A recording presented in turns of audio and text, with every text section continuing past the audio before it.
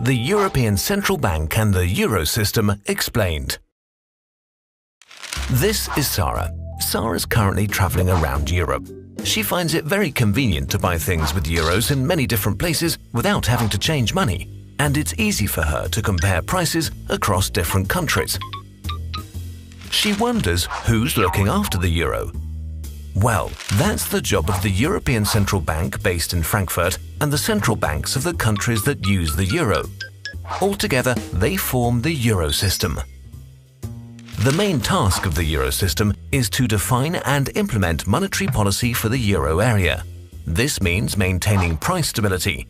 In other words, keeping inflation rates at levels below but close to 2% over the medium term. But what does all this have to do with Sarah? High inflation would mean that prices rise rapidly. So over time, Sarah wouldn't get the same amount of goods and services for the same amount of money. So the Eurosystem works hard to make sure prices remain stable. It has a number of standard monetary policy tools that it can use. The most important of these are the decisions it takes on key interest rates, which influence the economy and price levels in the euro area. During the crisis, the Eurosystem has also temporarily used additional measures to help the functioning of the euro area. Important decisions in the Eurosystem are taken by the Governing Council of the European Central Bank. This body is made up of all the governors of the national central banks of the euro area countries and the members of the European Central Bank's Executive Board. But council members don't represent their own country. They vote in a fully independent capacity in the interests of the euro area as a whole. And decisions are taken collegially, with each member having one vote.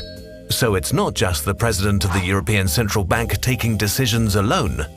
The Eurosystem also has a number of other tasks, such as ensuring the smooth operation of payment systems, making it faster, safer, and easier to make cashless euro payments throughout Europe, holding and managing official reserves in foreign currencies and other assets, and collecting and compiling a wide range of statistics. And the European Central Bank is also responsible for authorizing the issuance of euro banknotes, some of which will end up in Sarah's pocket.